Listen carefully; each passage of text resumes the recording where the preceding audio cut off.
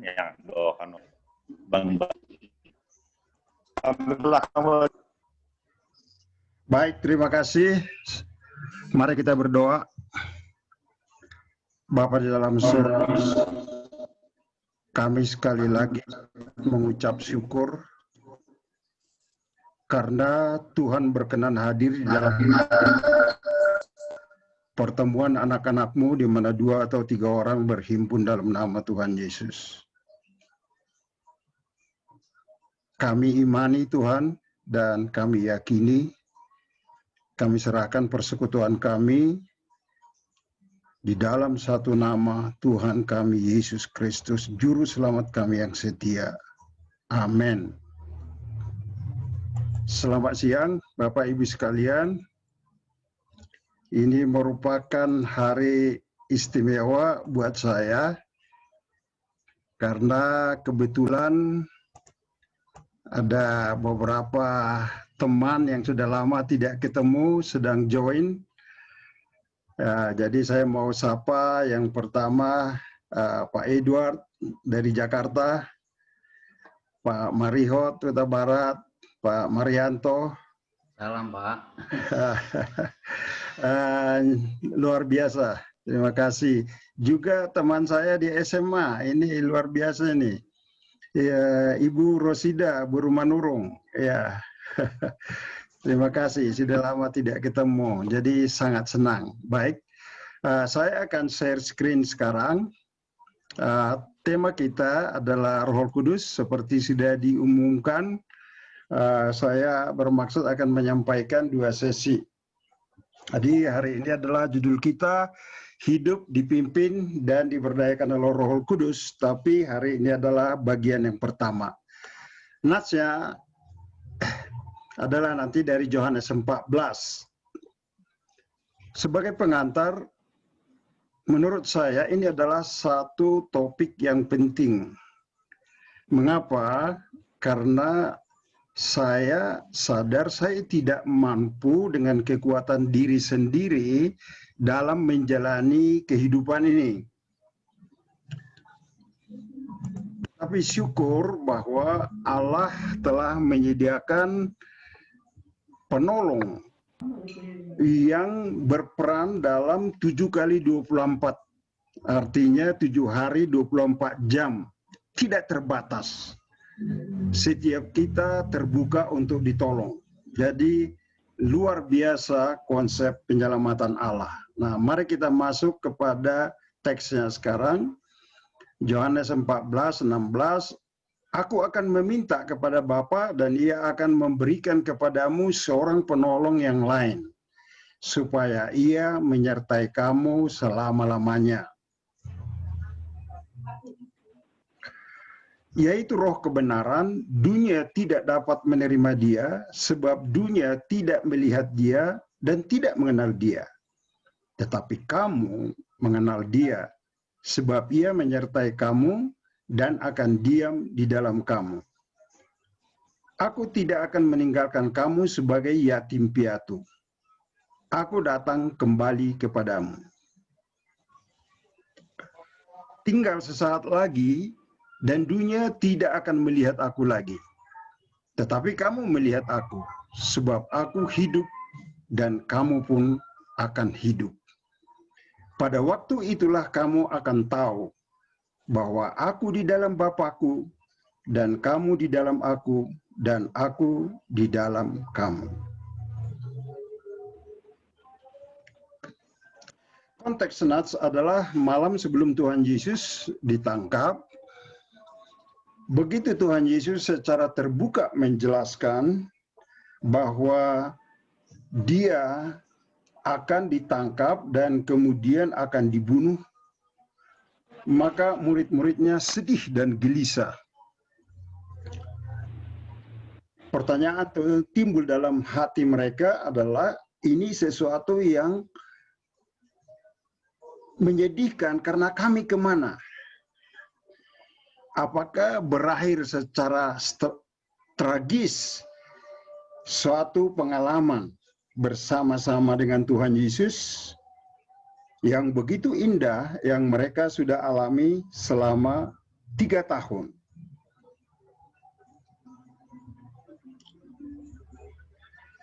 Jadi Tuhan Yesus menyingkapkan hal baru kepada mereka. Tuhan Yesus mengatakan, ya saya akan pergi, tapi saya akan datang kembali. Nah, lebih bingung lagi, katanya Tuhan Yesus akan pergi. Tapi kemudian dikatakan akan kembali, ini bagaimana? Nah, pada saat itulah Tuhan Yesus memperkenalkan pribadi ketiga dari Allah Tritunggal. Pribadi ketiga dari Allah Tritunggal. Jadi kalau saya gambarkan di sini semacam segitiga, Allah Bapa, Sang Pencipta, Allah Anak, Sang Penebus, dan Allah Roh Kudus Penolong. Allah kita disebut 3 pribadi, tapi 1 hakikat. Nah, sulit memang dibayangkan, tapi dari pengalaman itu sesuatu yang nyata. Kita masing-masing telah mengalami bagaimana dalam kehidupan kita tidak beribadah kepada 3 Tuhan. Tapi perannya Allah Bapa sebagai pencipta, kemudian Allah Anak sebagai yang menjelma menjadi manusia, dan kemudian menebus kita dari segala dosa kita. Tetapi Tuhan tahu bahwa kita sendiri, seperti saya katakan dalam pendahuluan tadi, tidak mungkin dapat menjalani hidup ini secara sendirian. Oleh karena itulah di dalam grand plan dari Allah yang sempurna itu, maka pribadi ketiga dari Allah itulah, yaitu Allah Roh Kudus, yang akan menjadi pendamping, yang akan menjadi penolong setiap orang percaya itu. Jadi penyelamatan dan pembebasan dari Allah dari keberdosaan kita sebetulnya secara sempurna. Kita tidak hanya diciptakan masing-masing secara unik, tapi kemudian kita ditebus, Dia menebus dan datang sendiri ke dunia ini. Setelah itu kemudian kita diberi masing-masing pendamping secara tidak terbatas. Dan Dia dapat hadir dalam kehidupan setiap orang tanpa mengurangi porsi perhatiannya kepada jutaan lain orang yang percaya di muka bumi ini. Jadi ini memang sesuatu yang sangat dahsyat, bahwa Tuhan menyediakan penolong kepada setiap orang yang percaya. Jadi inilah 3 pribadi, 1 hakikat yang masing-masing berperan dalam rangka penyelamatan dan kemudian menuju perjalanan kita kembali kepada kekekalan. Nah, bagian pertama yang saya mau sampaikan pada hari ini adalah Roh Kudus adalah Allah. Seringkali orang salah beranggapan bahwa Roh Kudus itu hanya suatu kuasa, hanya suatu power. Tetapi sesungguhnya Dia adalah satu pribadi, karena punya pribadi, karena pribadi Dia berkehendak, Dia merasa, dan Dia juga berpikir, ya. Jadi dengan kata lain bahwa karena Dia pribadi, kita dapat berinteraksi dengan Dia. Dan karena Dia pribadi, oleh karena itulah juga dalam rangka memimpin kita dalam kehidupan ini, Dia bisa menyatakan kehendaknya, kemudian menuntun kita.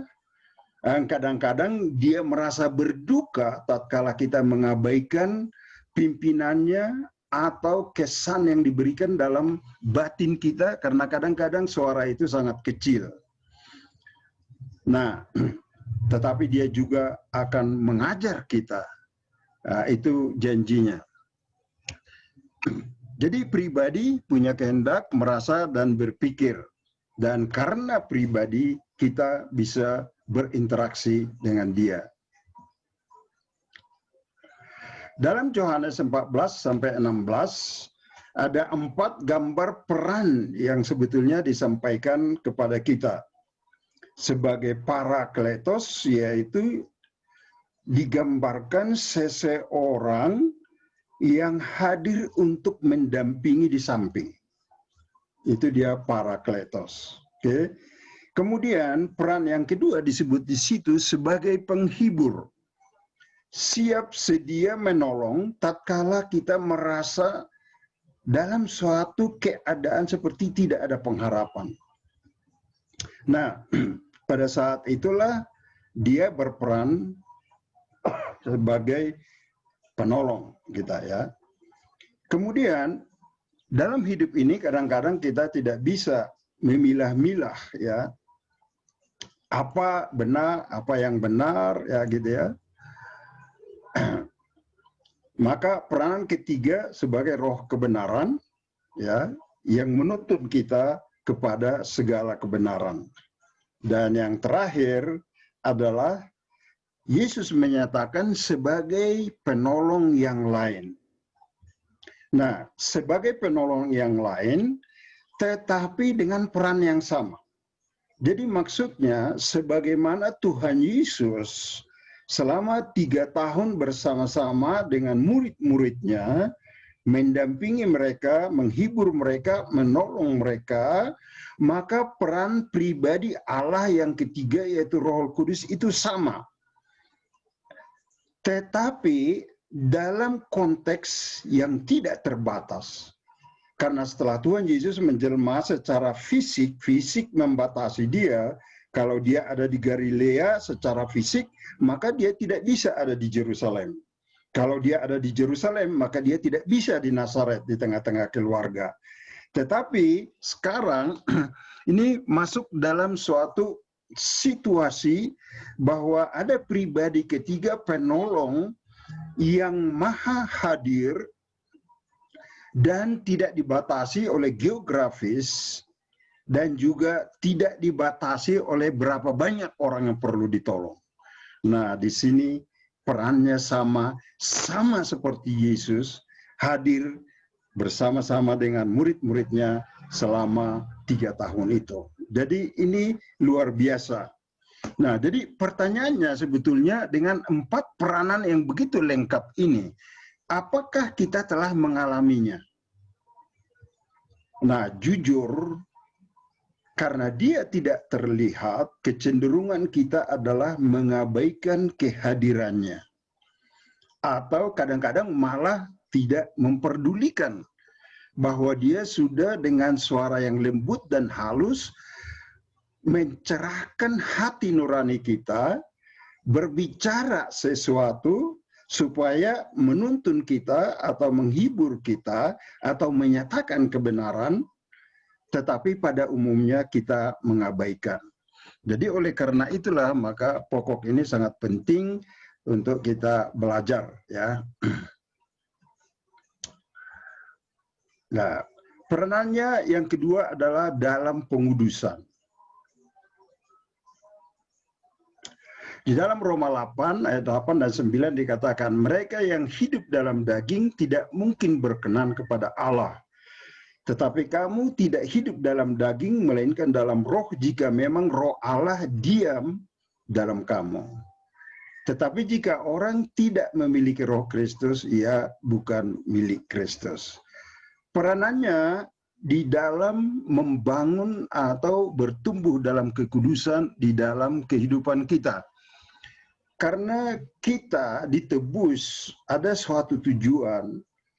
Di dalam Roma 8 ayat 29 pada pasal yang sama ini dikatakan supaya kita menjadi serupa dengan gambar anaknya.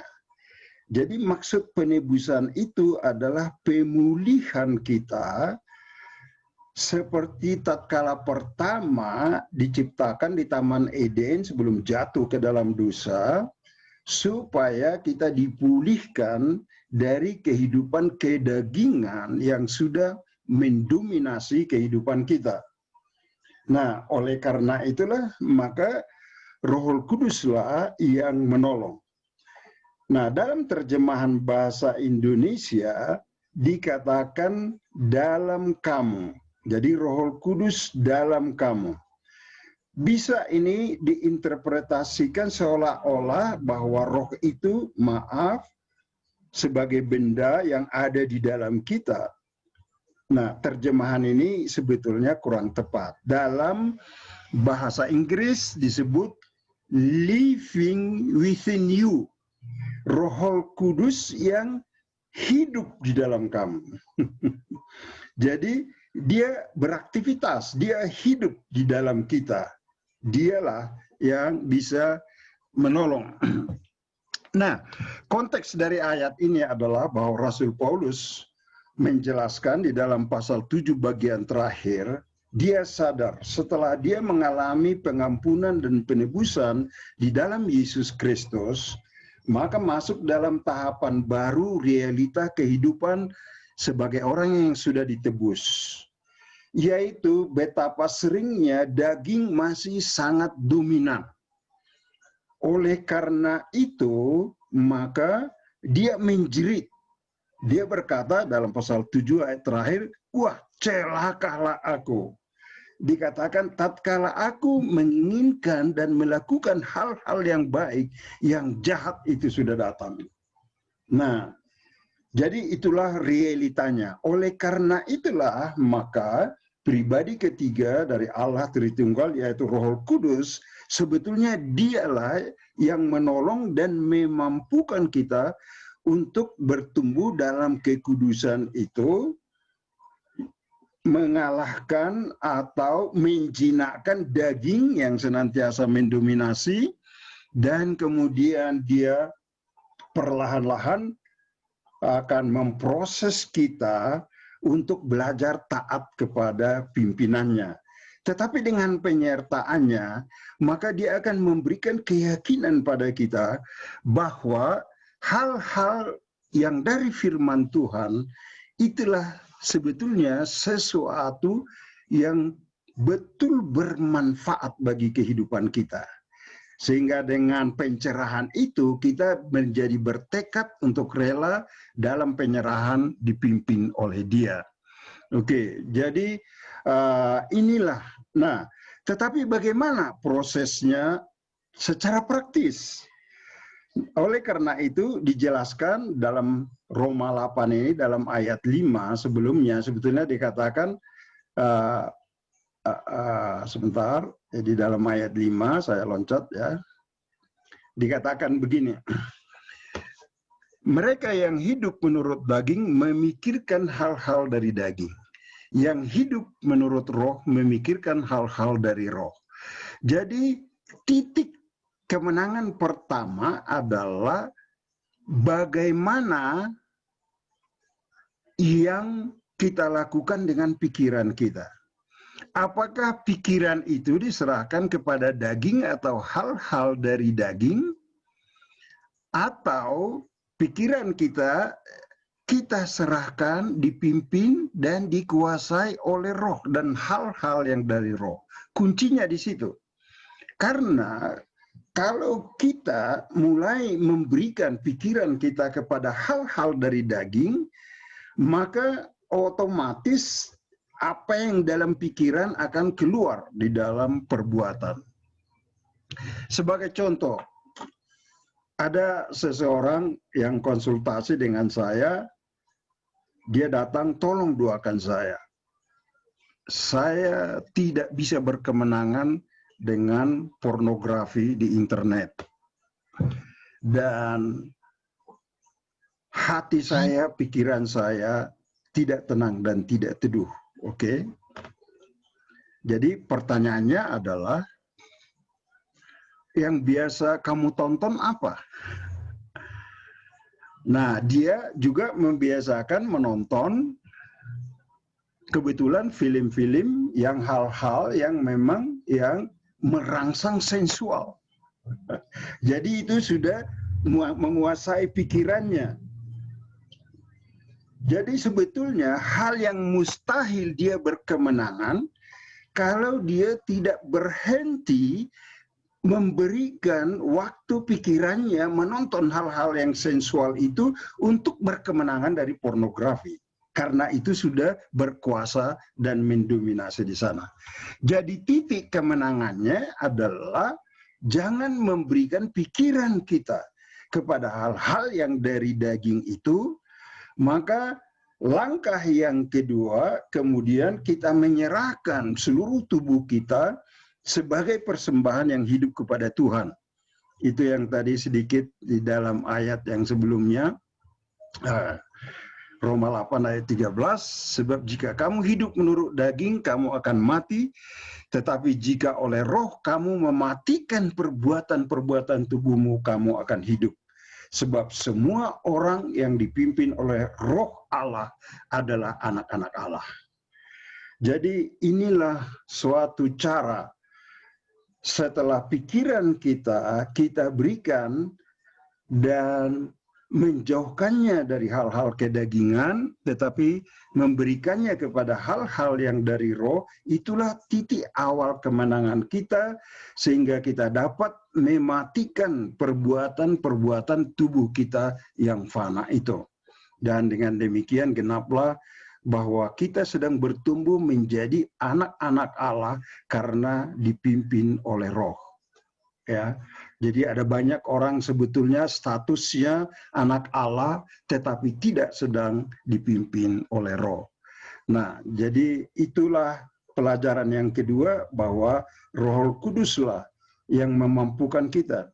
Kadang-kadang juga mengingatkan kita akan prinsip dari firman Tuhan supaya kita terhindar dari hal-hal itu, ya.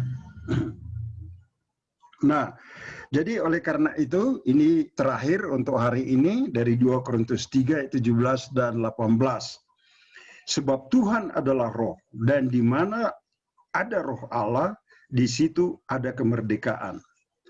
Kita mencerminkan kemuliaan Tuhan, dan kemuliaan itu datangnya dari Tuhan yang adalah roh. Kita diubah menjadi serupa dengan gambarnya dalam kemuliaan yang semakin besar. Jadi tetapi intinya adalah tetap bahwa dikatakan if the Holy Spirit lives in you. Dia bukan diam secara pasif tetapi seperti benda, tapi hidup di dalam engkau. Oke? Nah, sebagai penutup saya akan memberikan satu ilustrasi. Seandainya kita kebetulan seorang pejabat mau bertamu ke rumah kita, bahkan mau nginap. Nah, ini suatu perumpamaan. Katakanlah seorang bupati, dia bilang, dan saya mau menginap di rumah Anda 3 hari. Jadi dia tinggal di rumah kita, dan pada waktu senggang, dia suka duduk di ruang tamu, di ruang depan, sambil baca-baca koran dan sebagainya. Nah, tatkala dia hadir di rumah kita, maka tentu seandainya dia keluar dari kamar dan duduk di ruang tamu, pasti kita sebagai tuan rumah akan merespon juga bergabung, ikut duduk di ruang tamu itu. Kemudian mungkin kita sebagai pendengar yang baik atau terjadi interaksi, kita bertanya bagaimana tidurnya dan seterusnya. Tetapi intinya, karena dia seorang pejabat, walaupun baru kelas bupati, tentu kita akan memberi respon dan memberi perhatian kepada dia. Tapi tahukah Anda bahwa di dalam diri kita ada tamu yang lebih penting dari bupati itu, yaitu pribadi ketiga dari Allah, yaitu Roh Kudus. Tetapi kebanyakan kita mengabaikan, bahkan kita tidak mendengar. Dan tadi kita sudah diajarkan dari Yohanes 14:16, 4 peranannya di situ, bahwa dia sebagai pendamping, bahwa dia sebagai penghibur, dan bahwa dia sebagai yang menuntun kepada kebenaran, dan juga berperan sebagai penolong tatkala kita merasa tidak melihat jalan keluar di dalam perjalanan hidup kita. Oleh karena itu, Bapak Ibu sekalian, kiranya dengan hari ini oleh firman Allah, kita belajar bahwa tamu istimewa yang hadir di dalam kehidupan kita. Karena ada satu ayat yang mengatakan di dalam Efesus, tidak tahukah kamu bahwa hatimu, atau di dalam 1 Korintus adalah tubuhmu adalah bait Allah, berarti Tuhan hadir di dalam hati kita.